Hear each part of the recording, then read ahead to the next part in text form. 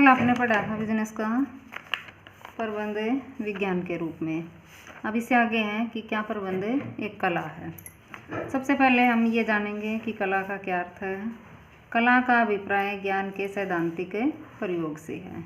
ठीक है, तो जो कला है, आर्ट है, ये क्या है? प्रैक्टिकल एप्लीकेशन ऑफ नॉलेज, ज्ञान का सैद्धांतिक प्रयोग।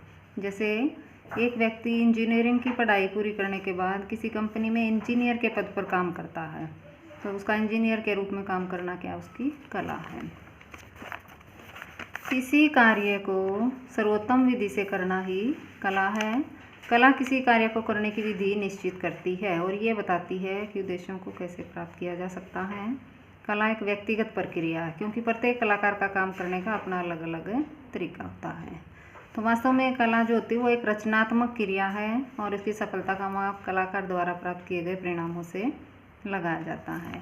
जैसे एक जो कारपेंटर है वो लकड़ी से फर्नीचर बनाता है, ये उसकी कला है। उसी तरह से जो सुनार है वो सोने से आभूषण बनाता है, वो भी उसकी कला है। तो जो कला है उसको लगातार प्रैक्टिस से सुधारा जा सकता है और इसकी डेफिनेशन है टेरी के अनुसार कि चातुर्य के प्रयोग से इच्छित परिणाम प्राप्त करना ही कला है। तो इस परिभाषा के आधार पर ये कहा जा सकता है कि कला किसी कार्य को कुशलतापूर्वक करने के लिए या किसी उद्देश्य को प्रभावपूर्ण ढंग से प्राप्त करने के लिए व्यवहारिक निपुणता और व्यक्तिगत कुशलता का प्रयोग करना है। तो इससे स्पष्ट होता है कि कला की 5 विशेषताएं हैं।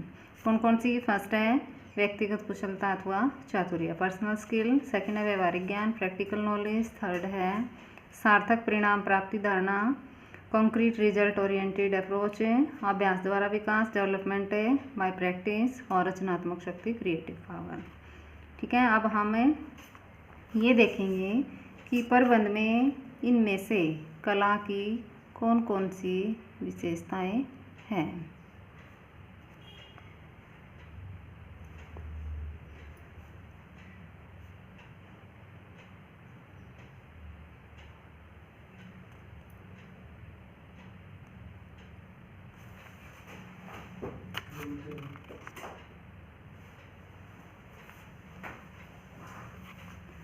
फर्स्ट है व्यक्तिगत कुशलता।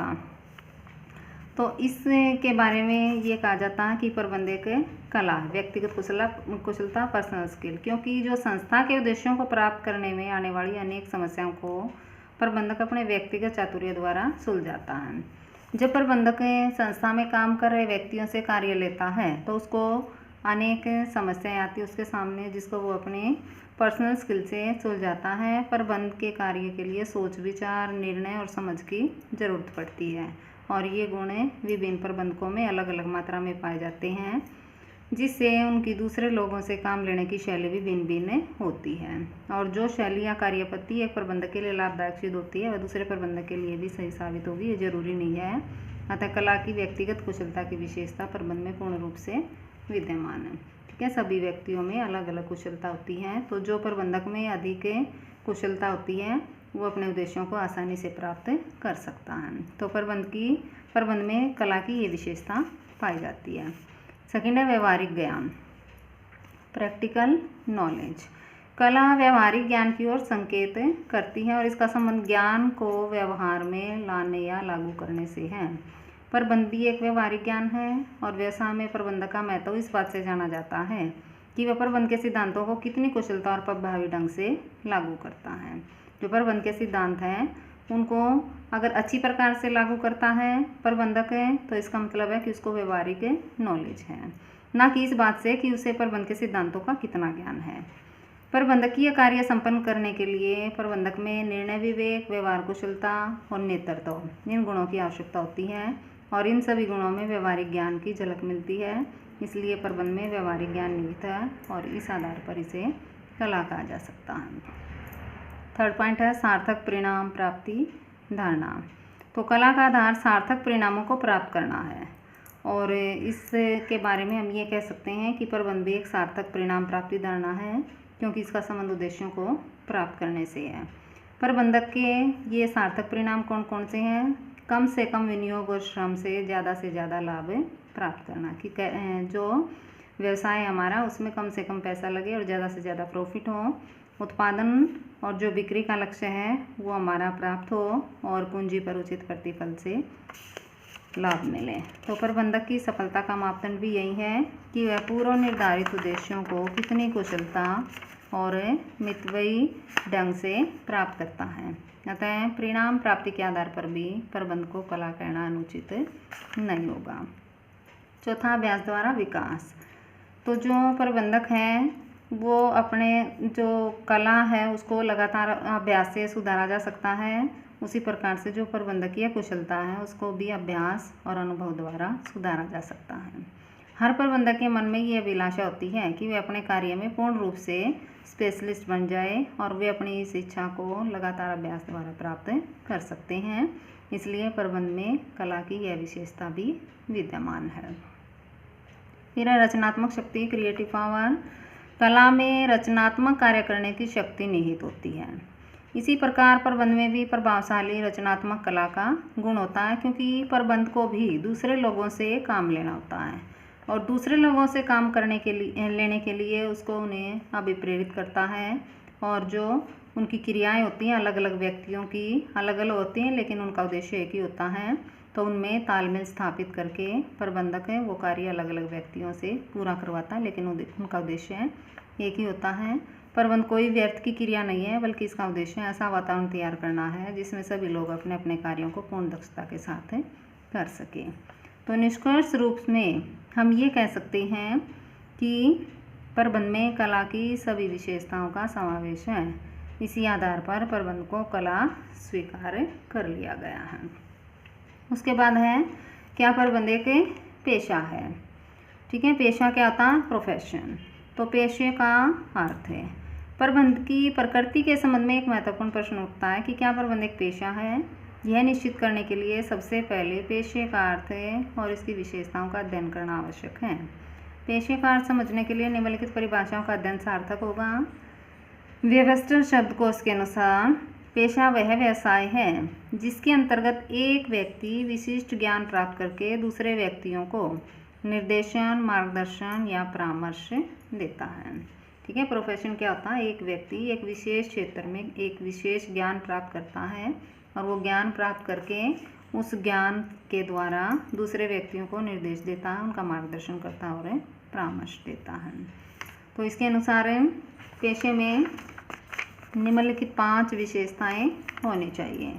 फर्स्ट है विशिष्ट ज्ञान और तकनीकी कौशल का होना।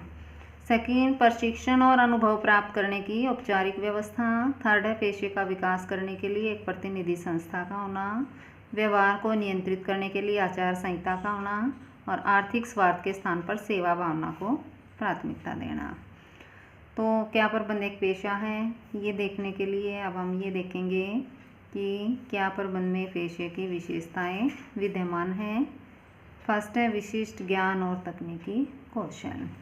पेशे की पहली विशेषता है कि एक पेशेवर व्यक्ति में विशिष्ट ज्ञान और तकनीकी चातुर्य होना चाहिए। प्रबंध एक विशिष्ट ज्ञान और निपुणता है जिसके अपने प्रयोगों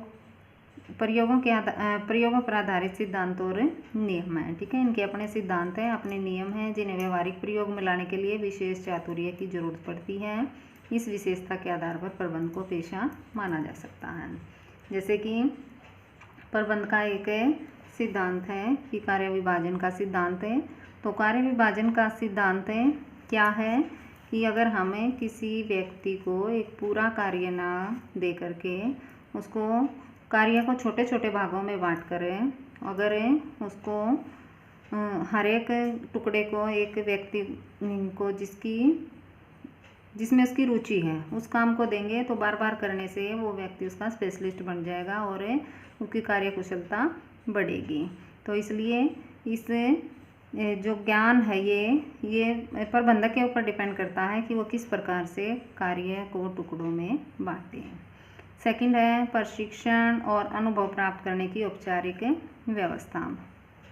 तो प्रबंध के विशेष ज्ञान प्राप्ति के लिए शिक्षण और प्रशिक्षण की व्यवस्था आज अनेक संस्थाओं द्वारा उपलब्ध करा दी गई है। ठीक है, आज कोई भी व्यक्ति प्रशिक्षण से और अनुभव प्राप्त करके शिक्षण मतलब प्रशिक्षण टीचिंग और लर्निंग उसके द्वारा ये कर सकता है। ट्रेनिंग मैनेजमेंट की भिन्न भिन्न विश्वविद्यालयों और प्रशिक्षण केंद्रों में प्रबंध के सिद्धांतों को निपुणता के साथ सिखलाया जा रहा है। आजकल अधिकतर प्रबंधक या तो इन प्रशिक्षण केंद्रों में प्रबंध की शिक्षा ग्रहण करके इस पेशे में प्रवेश लेते हैं या प्रबंध साहित्य के पढ़कर प्रबंध गोष्ठियों में हिस्सा लेकर और प्रबंध पाठ्यक्रम संबंधी कार्यक्रम जो कंपनी या विश्वविद्यालय द्वारा संचालित किए गए हों उनमें हिस्सा लेकर यह ज्ञान प्राप्त करते हैं। व्यावसायिक संस्थाएं भी उन लोगों का प्रबंधक के रूप में चुनाव करती हैं जो प्रशिक्षित हों और अनुभवी हों। यद्यपि ये सही है कि अभी भी अनेक व्यक्ति प्रबंधकीय योग्यता के इस औपचारिक प्रशिक्षण के बिना ही इस पद पर कार्यरत हैं, लेकिन इन प्रबंधकों की प्रबंधकीय क्षमता को भी कम करके नहीं आंका जा सकता, क्योंकि इस पद पर पहुंचने के लिए उन्होंने अनेक संस्थाओं में विभिन्न छोटे बड़े पदों पर काम करके अनुभव प्राप्त किया होता है। तो इस प्रकार हम कह सकते हैं कि दोनों प्रकार के प्रबंधकों में लगभग एक सी योग्यता है, इसलिए पेशे की इस विशेषता के आधार पर प्रबंध को पेशा माना जा सकता है। थर्ड है प्रतिनिधि पेशेवर संघ का होना। तो पेशे की तीसरी विशेषता के रूप में इसके लिए एक प्रतिनिधि संघ का होना आवश्यक है, जिसके निम्नलिखित मुख्य कार्य होते हैं। अपने सदस्यों के व्यवहार को नियंत्रित करना, पेशे की विभिन्न क्रियाओं का मार्गदर्शन करने के लिए आचार संहिता तैयार करना, अपने सदस्यों की छवि को एक पेशेवर के रूप में बनाना और विकास करना, अपने सदस्यों की न्यूनतम योग्यता निर्धारित करना और पेशे में प्रवेश को नियमित करना। तो भारत में दूसरे पेशों की तरह प्रतिनिधि संघ स्थापित हो चुके हैं प्रबंध के भी, जैसे वकालत के पेशे के लिए बार काउंसिल ऑफ इंडिया, चिकित्सा के लिए मेडिकल काउंसिल ऑफ इंडिया होता है, उसी प्रकार